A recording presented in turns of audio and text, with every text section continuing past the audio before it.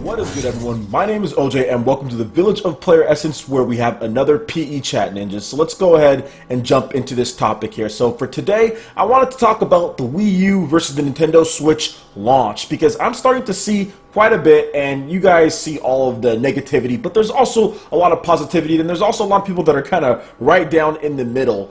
As you guys know on this channel, I am super hyped to play video games on the Nintendo Switch. Like, that's one of the big things I'm really excited for.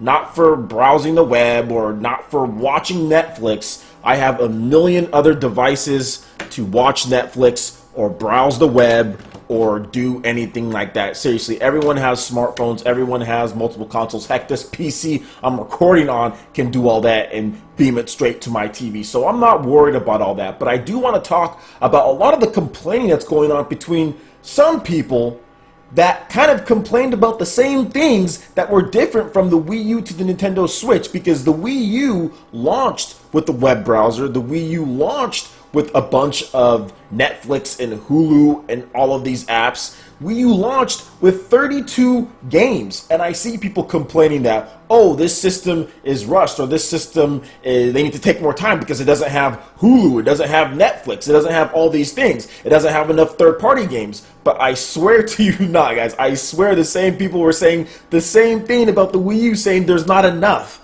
We look at the launch lineup for the Wii U, and it had, let's go over the games here, guys. It had Assassin's Creed 3, Batman Arkham City Armored Edition, Call of Duty Black Ops 2, Chasing Aurora, Darksiders 2, Disney's Epic Mickey 2, The Power of Two, EA Sports FIFA Soccer 13, ESPN Sports Connection, Game Party Champions, Just Dance 4, Little Inferno, Madden NFL 13, Mass Effect 3, Mighty Switch Force Hyperdrive Edition, Nano Assault Neo, NBA 2K13, New Super Mario Bros. U, Ninja Gaiden 3 Razor's Edge, Nintendo Land, Rabbids Land, Scribblenauts Unlimited, Sing Party, Skylanders Giant, Sonic All-Stars Racing Transformed, Tank, Tekken Tag 2 Wii U Edition, Transformers Prime, Trine 2 Director's Cut, Your Shape Fitness Evolved 2013, Warriors Orochi 3 Hyper, Wipeout, The Game 3, and Zombie U. And with all of those games, there's still not enough. People were saying the launch lineup is bad. I thought it was okay because I was going to play New Super Mario Bros. And Zombie U, and it came with Nintendo Land. So if there's two games that I'm really interested in the launch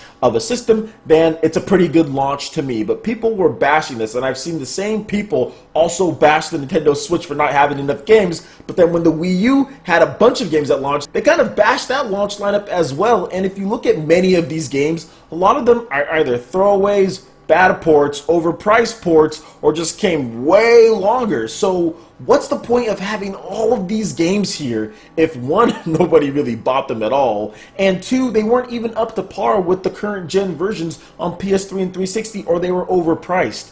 I personally think, guys, when it comes to Nintendo Switch versus Wii U, Nintendo is really focusing on just making sure that this system plays games great from day one, and there's a steady lineup of games coming afterwards, and not just ports or just things that's just, yes, they're okay to have, but they're not really going to move systems, they're not really going to get people talking, they're not really going to get Nintendo fans to jump on, because all of these games here were to try to appease this Microsoft and Sony crowd that was demanding third-party games on Nintendo's system. And then when all those games came, they're like, well, I can play all of those on my PS3 or Xbox 360, and there's probably going to be better versions on the PS4 or Xbox One. And this is the exact reason why I say some of these guys that are complaining about things are just saying it just to say it, because if those games came again, it might be the same thing. They don't buy the system because they can already play those games on their current generation systems that they already have. Now, I'm not trying to say that about everyone, not trying to single anyone out. I'm just saying this is kind of what I saw. This exactly happened in 2012. The Wii U got so many third-party games, so many big third-party games like Madden NFL, like Mass Effect,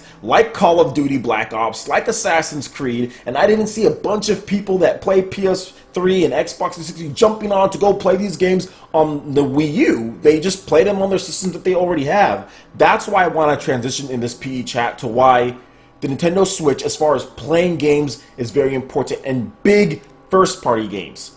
Big first-party games are the most important thing for Nintendo right at this point. Don't get me wrong, we definitely need great third-party games, and I do feel if the Nintendo Switch is a success, we're going to get those third-party games. And we also heard news that Western developers got their dev kits last summer for the Nintendo Switch, so we should see more announcements in the summertime, probably at E3 and later in the year as developers port their games over. But in the beginning, these Western developers want to see a big install base. If they really want to greenlight these and keep them going, they want to see a massive install base. And the only way to raise the install base for a Nintendo platform in the modern age is not through third-party games, because we saw that with the Wii U and it did not work. What they need is that they need big, massive first-party games coming out at a consistent clip that adhere to a lot of the modern standards. We need some great online play. Obviously, we need great graphics. We're seeing that. And we need a hook that's going to get us playing on the system.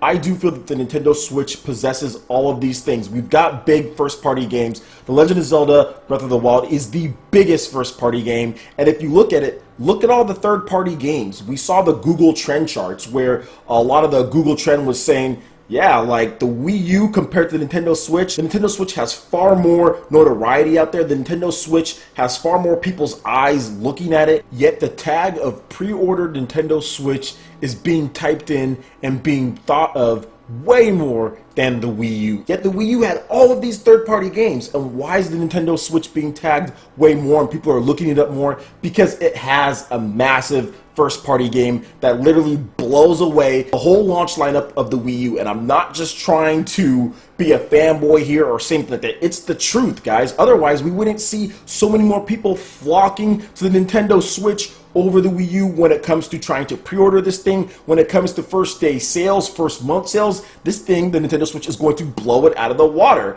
At this point, GameStop is raffling away a chance to freaking pre-order this system with 1,000 Nintendo Switches. Like, that is unheard of for a system before. Randomly walk in, and if you ask for one, you might be randomly picked to pre-order one. That's how much these systems are in demand. And what is it for?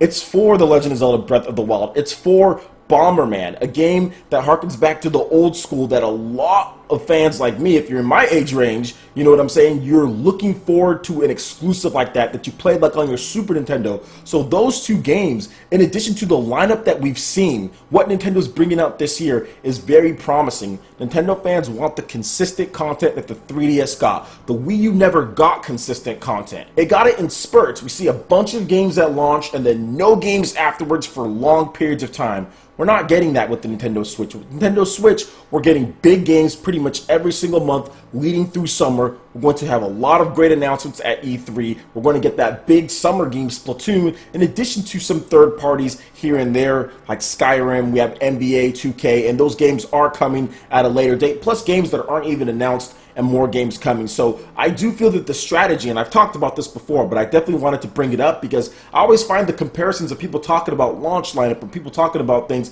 really funny, because the Wii U had such a massive launch lineup, and how well did it do? People didn't rush out to go buy that system. It had the web browser, it had Netflix, it had everything people are complaining about, yet nobody rushed out to go buy this system outside of a few hardcore Nintendo fans. And after that first week or month after launch, then what? Nobody bought it. I can guarantee you in April when Mario Kart launches, people are going to be flocking to buy that Nintendo Switch. And then when ARMS comes out, that's going to be a sleeper hit. A lot of people are going to buy that and Sonic Mania in May. And then if you go to June, July, we're looking at Splatoon, we're looking at many other games. So that's the difference between the Switch and the Wii U. You can talk about all the quantity you want because the quantity was there, and trust me, I was playing some of these games, but I even noticed that back then, and I talked about being a little disappointed in some of the third parties as far as what they were doing, as far as the prices of some of these games being a lot more expensive than the game I already bought on my PS3 and Xbox 360. So that's one thing to where it all just kind of comes full circle as far as what Nintendo is doing.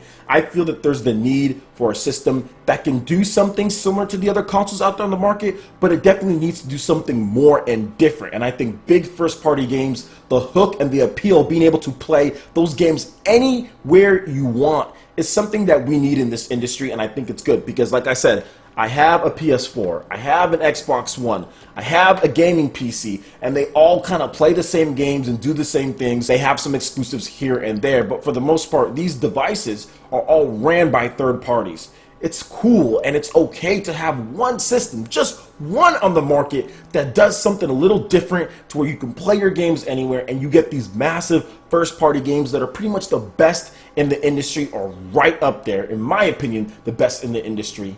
I'm really looking forward to this Nintendo Switch. We're hearing a lot of great things about Unreal Engine 4 and just developing for this system, how easy it is, how smooth it is to port over your titles. So I'm excited to hear about those games that are coming over. I'm excited to have something a little bit different on the market that can capture the audience that was the 3DS. 65 million plus units sold. You definitely need to make sure that you capture that audience with this device, and make sure that you have those consistent games that those 3DS owners are used to, which we're seeing with 3DS developers kind of migrating over to Nintendo Switch. Got a brand new Fire Emblem game coming out in 2018. Got a brand new game from Silicon Studio with Project Octopath. And we've got Atlas coming out with the Shin Megami Tensei on the console, Nintendo Switch, in addition to 3DS, but there was no Shin Megami Tensei on the Wii U if you're not counting the Tokyo Mirage Session Sharp FE, which is really like a new IP with some characters that we've seen before. So that's really what that game is. So to me, I think there's nothing wrong with the way that Nintendo's approaching this system. A lot of people seem to have a problem